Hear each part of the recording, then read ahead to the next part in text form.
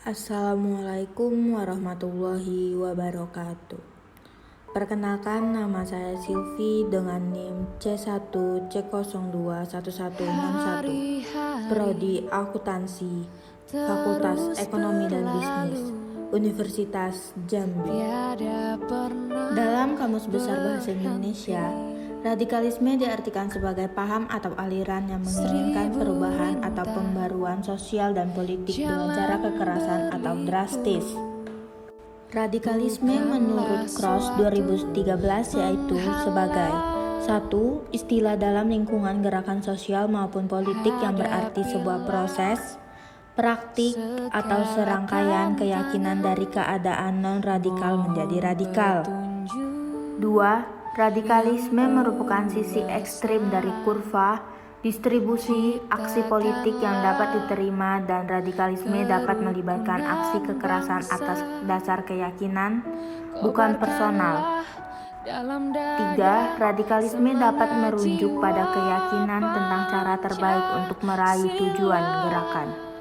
Radikalisme beragama tidak hanya sebatas pada masalah keyakinan yang menganggap bahwa orang-orang muslim, pemerintah, dan Polri disalahkan dan dimusuhkan.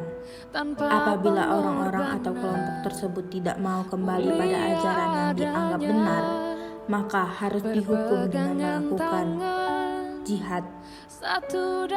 Atas dasar inilah maka gerakan-gerakan radikalisme sebagai bentuk upaya pengembalian aturan, norma, dan ajaran dianggap sebagai suatu yang benar.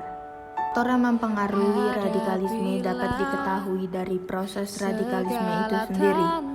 Pada tingkat individual, radikalisme disebabkan oleh kemalangan diri dan kemalangan yang diterima identitas kelompok. Individu juga dapat mengalami radikalisme melalui kelompok kecil yang melakukan pertemuan face to face. Kelompok politik dan publik terradikalisme melalui konflik negara dan melalui konflik dengan kelompok lain. Media sosial dapat digunakan sebagai penyebaran paham atau propaganda, rekrutmen anggota baru, dan menyebarkan ketentuan untuk menimbulkan asumsi bahwa kelompok tersebut kuat. Peran media sosial lainnya yaitu mempertahankan pendapat kelompok dengan membagikan opini dari media massa yang sesuai dengan opini kelompok dan menghalangi pendapat perbedaan meskipun berasal dari anggota kelompok. Berikut adalah beberapa hal yang dapat dilakukan untuk melawan radikalisme. 1. Pemerintah melalui Kementerian Agama dan Kementerian Pendidikan dan Kebudayaan melakukan pemantauan secara ketat terhadap dunia pendidikan, termasuk pihak-pihak sekolah yang berpotensi menyebarkan paham yang bertentangan dengan ideologi negara. 2. Karena radikalisme berpotensi dalam tataran ideologis, penguatan ideologi Pancasila dan pengetahuan sejarah Indonesia yang multikultural harus gencar disuarakan di masyarakat, khususnya kepada generasi muda.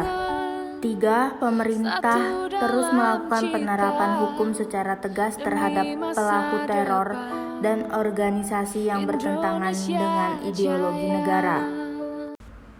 Sekian, wassalamualaikum warahmatullahi wabarakatuh.